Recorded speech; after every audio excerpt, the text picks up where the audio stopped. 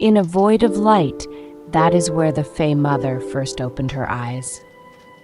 Within a place of perfect balance, a plane of pure energy in a void of nothingness. However, it was not long when she noticed the only other visage to exist besides herself. A dark mirror image of herself always attached to her feet. It was only when she acknowledged its existence that it acknowledged hers. It was just like that as the concept of shadows was created, as well as mirrors. As time went on, the Fey Mother created a paradise, a realm of perfection and comfort, a place where every need is met, every pain is relieved, and all impossibilities are possible.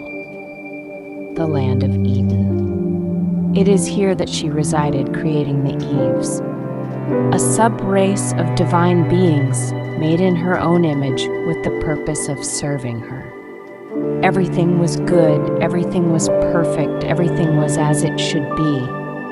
Until one inevitable day, the Fey Mother had a yearning. One so strong that all her creations felt it just as strongly as she had the moment she had it. Not fully knowing what it was, she tasked the Eves to create that which it was she desired so much. After all, she did create them to serve.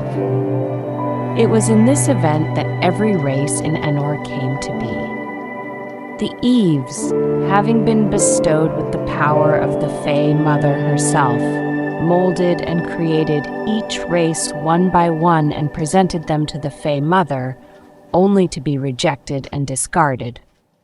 However, it was a peculiar trio of Eves that outshined the others. By taking inspiration from every race the other Eves had made before, they molded exactly what it was their dear Creator was yearning for.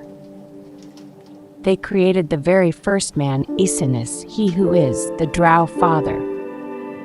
The Fey Mother, seeing him for the perfect specimen he is, had no problems falling in love with Isinus. He was exactly what she was yearning for, someone to love, someone to share her paradise with, someone to spend eternity with.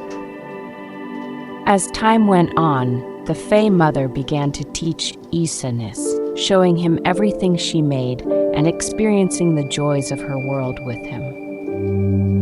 As he learned, he grew to love Lanolin just as unconditionally as she had him, and as the ultimate tribute to their love, they created the universe. Atom by atom and galaxy by galaxy, they worked together to create the perfect world for the both of them.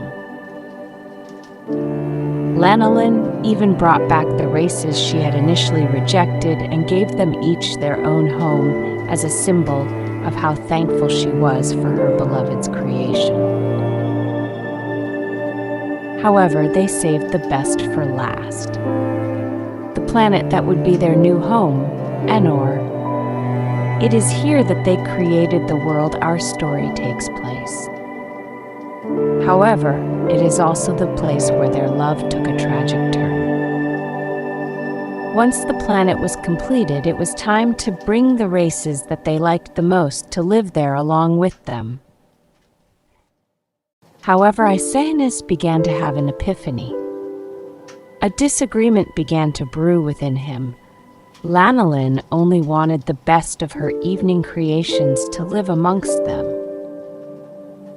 Being one of said creations, Isinus wanted to live amongst all of them. And it was that single moment that brought the end of everything.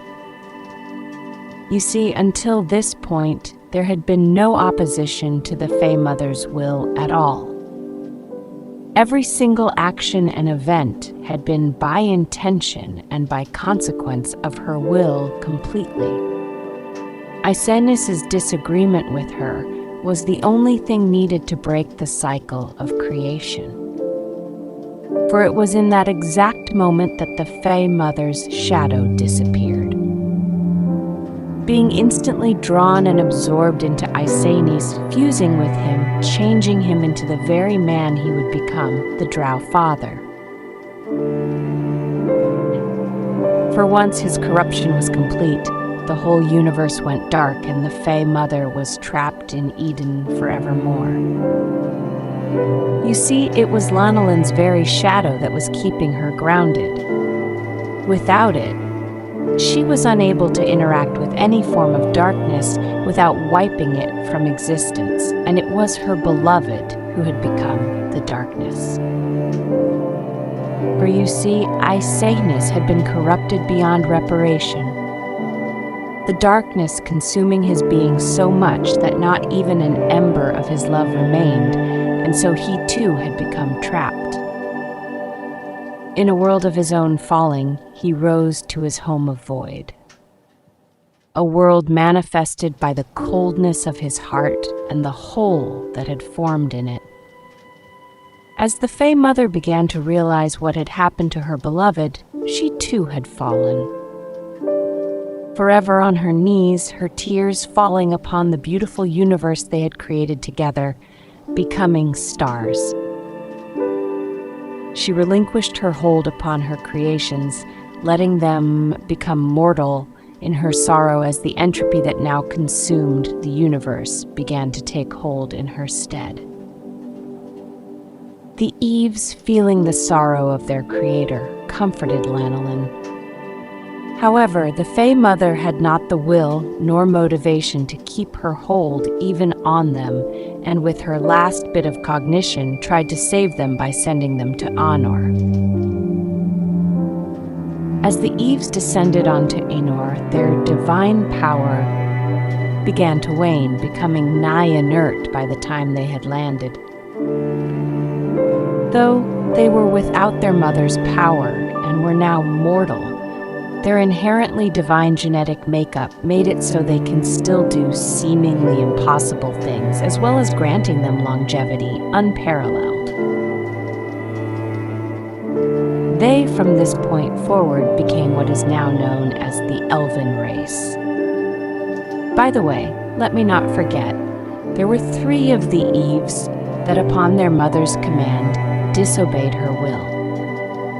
Instead, descending even further, deeper into the darkness where the Drow Father resided.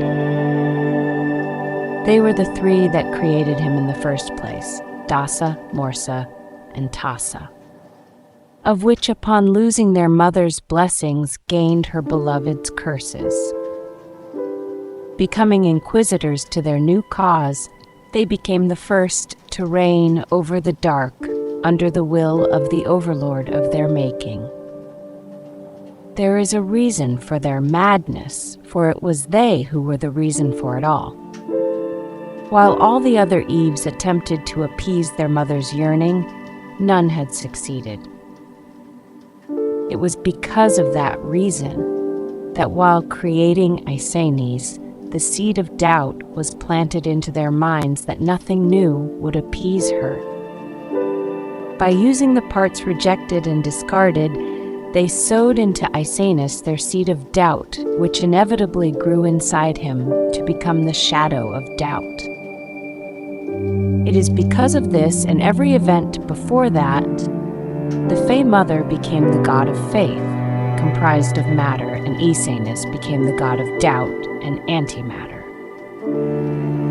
For every being that believes in the Fey Mother, the stronger she becomes, and the more people who doubt her existence empowers the Drow Father.